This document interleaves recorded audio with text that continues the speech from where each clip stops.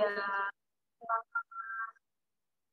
selama ini itu ya otomatis kita semua banyak di rumah ya. Dari yang dulu papa mesti keluar kota, terus pasti ke kantor, terus ya jarang ketemu lah. Terus mama sebelum pandemi pun sudah lebih banyak ke kantor kayaknya.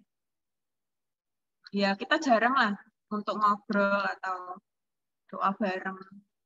Nah, begitu pandemi itu dengan mesbah keluarga itu justru kita ya awalnya susah pasti, terus semakin jalan sih papa mulai kayak dari ada apa di kantor, mulai dari yang tadi seperti yang sudah diceritakan tentang masalah di kantor tentang pandemi itu disampaikan, dari situ akhirnya kemana-mana gitu. Mungkin nanti Ronald atau Feli nanti juga bisa cerita gitu, waktu datang itu sempat karena mesbah keluarga akhirnya ada apa yang ganjel di hati itu bisa diceritain juga gitu. Jadi kalau dari mesbah keluarga sih berasa makin dekat. Kalau ngobrol gitu pasti kayak ada masalah ini nanti disampaikan deh sama papa mama, ya kapan ya gitu, terus ya udah nunggu nanti mesbah keluarga gitu. Lebih banyak ke situ kalau untuk mesbah keluarga. Dan kalau untuk Shirley sendiri sih jadi contoh ya, jadi buat Abed Shirley pun jadi kayak model kali ya, karena sudah melihat papa mama gitu, jadi kayak oh ya berarti di keluarga kalau ada mesbah keluarga tuh lebih enak kalau ngobrol.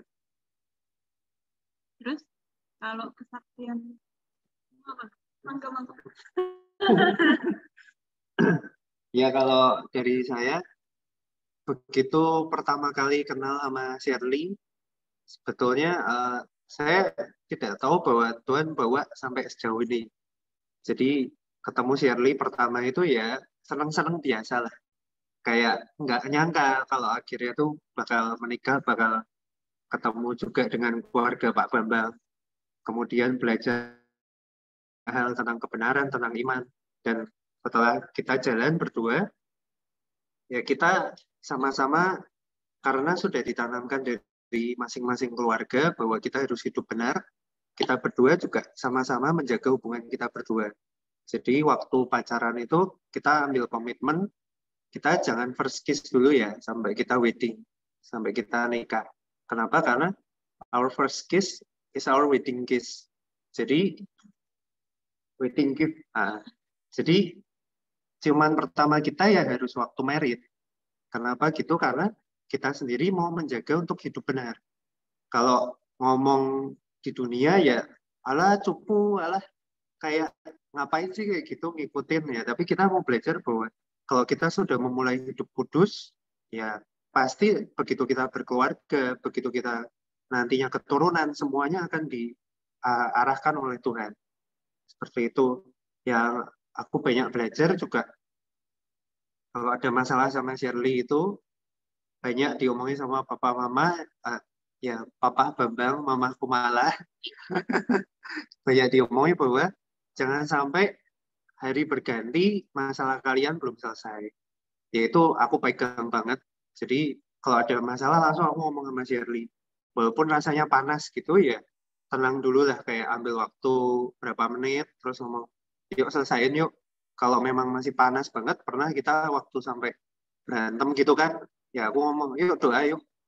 Kayak karena sudah nggak bisa ngomong lagi, ngomong dikit tuh nyentak, ngomong dikit berantem. Ya jadi yuk doa yuk. Habis doa ya puji Tuhan ini tenang. Ya. Mungkin itu dari kami, dari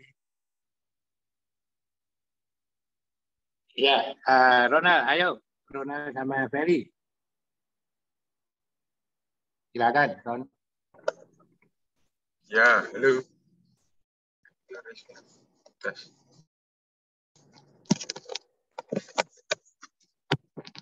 Gitu. Ya, suara saya sudah jelas belum ya? Jelas.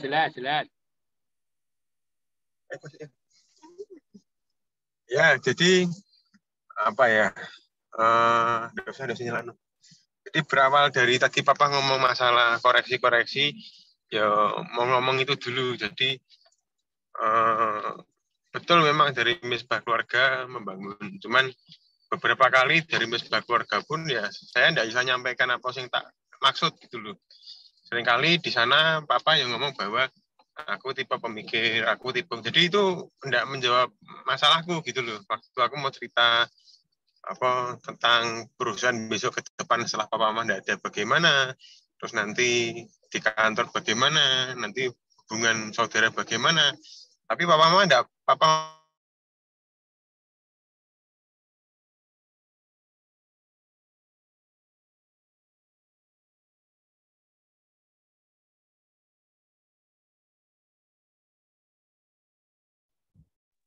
Oh, kelihatannya itu hilang. kamu tuh ungu berubah jadi tidak ungu. Nah itu harusnya ada tuntunan-tuntunan. Nah, itu yang dari kurang dari Papa menurutku itu sih. Itu yang dari dulu mestinya di Misbah Keluarga aku cerita dan dihakimi seperti itu. Itu dan berikutnya yang di setelah lama di Surabaya ini ngerasa bahwa kok sering nggak diikut maksudnya ya nggak dilibatkan gitu loh. Aku belajar lagi aku menerka sendiri. Padahal seharusnya komunikasi itu ada, tapi aku mencoba untuk menerka sendiri aja. Kenapa kok tidak mungkin aku sudah berkeluarga, mungkin aku sudah dianggap sudah bisa, oh ya wis.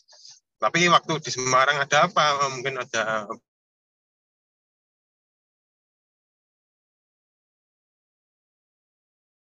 ya dikelola, nanti Bibi Cici berdiskusi sama kamu.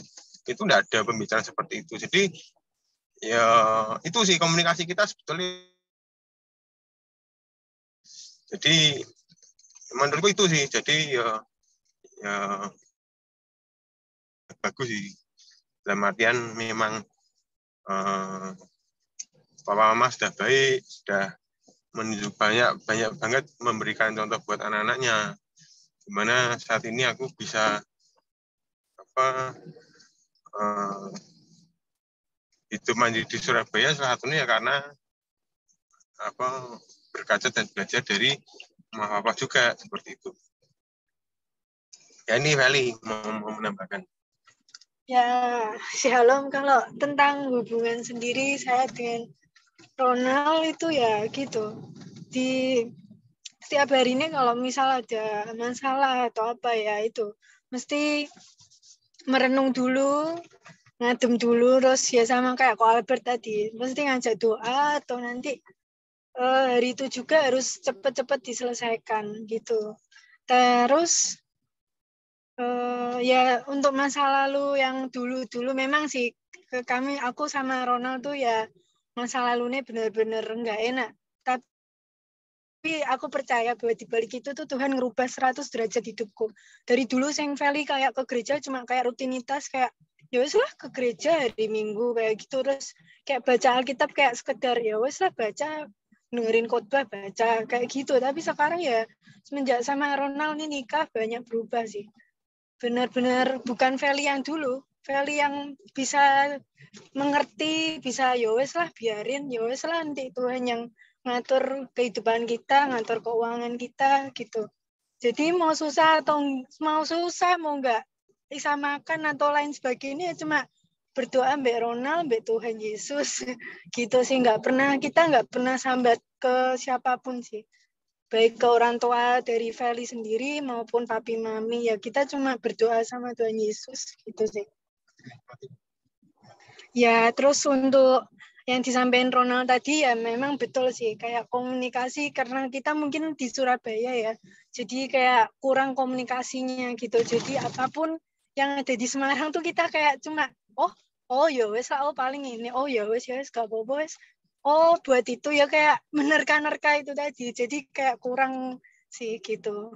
Ya gitu sih. Tapi si lainnya saya Feli itu sangat senang banget sih bisa ketemu papi mami dan dari masa lalu yang kayak gitu tuh Feli bisa diterima dengan baik, dirangkul, benar-benar perhatian sama Feli. Mami pun termasuk ya. Mami ya baik banget Mbak Feli gitu. Ya kadang kan ada mertua sama menantu yang cekcok ini itu Feli ya puji Tuhan enggak pernah sih sama Mami. cekcok atau gimana, malah Neisa kayak anaknya sendiri. Itu sih yang paling seneng, solid banget gitu sih, bisa diterima dengan baik, dianggap anak sendiri. Ya udah gitu, terima kasih. Ya, jadi saudara-saudaraku, ini terima kasih Ronald sama Feli yang mau transparan, terbuka. Papa Mama tidak alergi. Memang ada kekeliruan, kekurangan Papa Mama di dalam hal komunikasi. Mungkin malam hari ini Papa Mama akan mencatat dan merubah, disaksikan Bapak Albert dan Cici Shirley. Setiap ada kegiatan perubahan di dalam perusahaan, mereka akan menginformasikan. Ya, jadi terima kasih teman-teman. Ternyata saya masih banyak kekurangan. Jadi manusia itu memang harus belajar.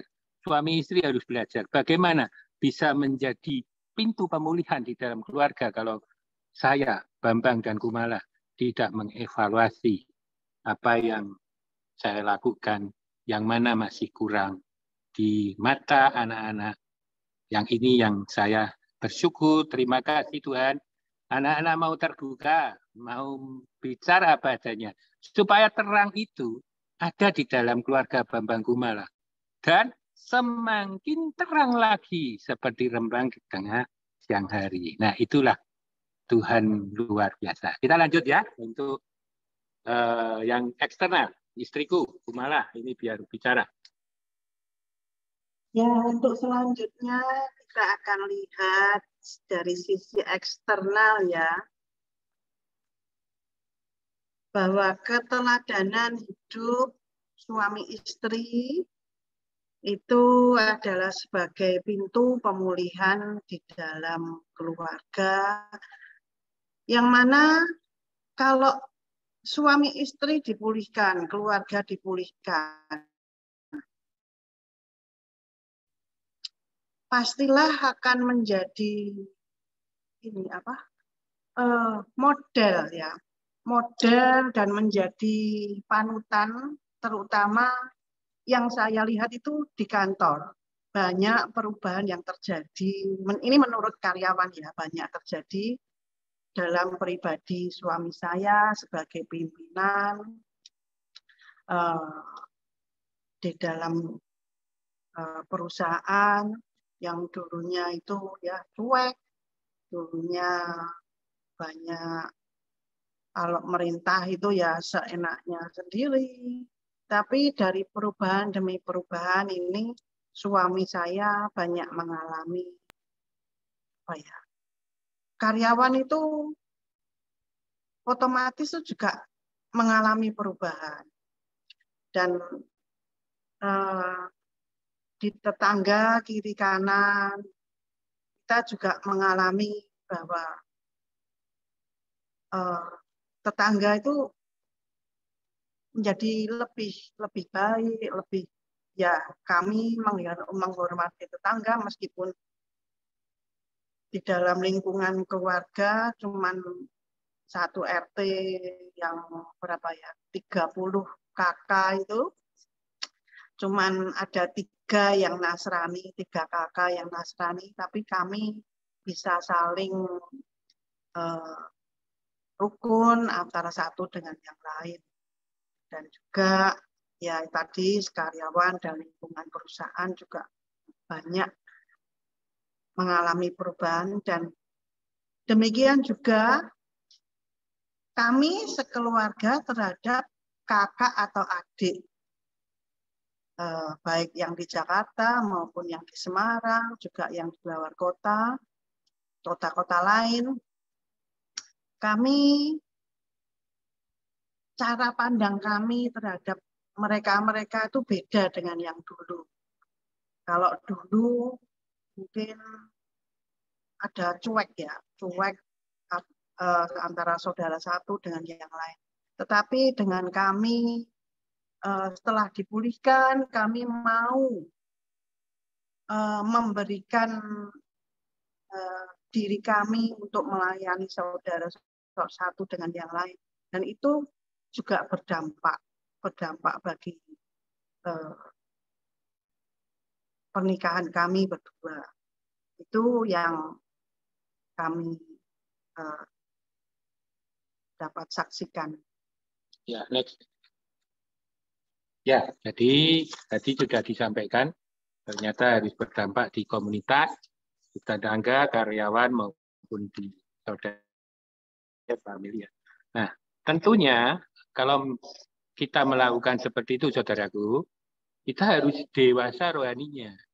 Ingat ya, waktu prinsip ke-10 itu yang diberi buah, mungkin yang masih ingat, ada mangga yang sudah dikupas, tinggal diantar, tinggal ngambil, ya. Ternyata ada 3 kategori dewasa iman, yaitu anak-anak, remaja ataupun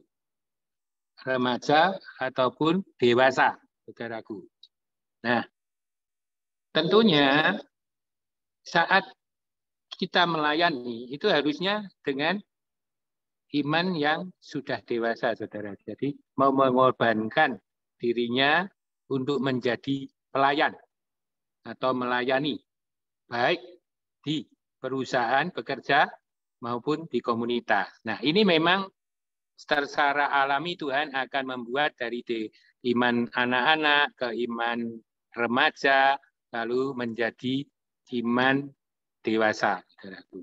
Contoh saat saya dan Bambang Kumala diberi tugas di komunitas, salah satunya di MOU, ya kita dengan sukacita melakukan tugas tersebut. Ya, jadi juga di samping itu kita harus juga menyediakan waktu untuk membagikan prinsip-prinsip MOU melalui kehidupan kita sehari-hari. Nah, tentunya ini juga dari misi MOU. Ternyata selain mendapatkan, saudara-saudaraku, yang sudah mendapatkan prinsip-prinsip MOU setelah dipraktekkan di dalam keluarga, ada tugas, yaitu membagikan kepada pasangan lain, itu saudaraku ya. Nah, lalu harus juga kita menjadi orang tua rohani, saudaraku. Nah, ini kedewasaan iman, kedewasaan rohani, itu ternyata juga akan otomatis diikuti menjadi kita orang tua rohani, ya. Jadi kita bisa jadi brother keeper. Ya, barusan saja kemarin tadi sore ada saudara kami yang ingin bersama-sama lah kita jadi brother keeper. Terima kasih saudaraku yang sudah hadir di tempat Zoom ini, ya. Saya harap Kamis depan terus ikut hadir saudaraku supaya kita terus bersahabat jadi brother keeper yang kuat lagi, ya. Saya harus juga memberi spirit untuk saudara-saudaraku yang mungkin belum aktif. Nah, saya juga mengimbau yang sudah ikut di sini, ayo kita beri semangat spirit teman-teman yang sudah ikut MOU tapi belum aktif di aktivitas doa MOU, baik yang di Jawa Tengah, Jawa Timur dan sebagainya. Ayo diajak. Ada satu kuasa, kekuatan bagi kehidupan keluarga. Dan saya lakukan otomatis juga memberikan video klip, ya, video klip khotbah singkat 2 menit. Mungkin saudara-saudaraku juga dapat. Itu adalah saya rindu memberikan spirit dan semangat. Jadi sebagai kekuatan kita, ya. Dan juga tentunya hidup saya Bambang dan Kumala itu harus gaya hidupnya kerajaan Allah, saudaraku. Tentunya tadi ada kritik dari anak, mungkin menantu, jangan takut lah. Saya katakan jangan takut, karena papa mama hidup di dalam terang, bukan di dalam kegelapan. Terang itu akan menyingkirkan kegelapan, ya. Ada titik-titik noda-noda yang masih kurang, itu Tuhan akan bersihkan. Dari mana? Tentunya dari keluarga, juga dari karyawan, saudaraku. Nah, supaya adil, tadi dari sisi internal sudah disaksikan oleh anak-anak kami. Sekarang dari eksternal ada waktu 7 menit ini video klip yang direkam oleh atau diwawancara oleh Bu Ekna. Silakan mendengarkan.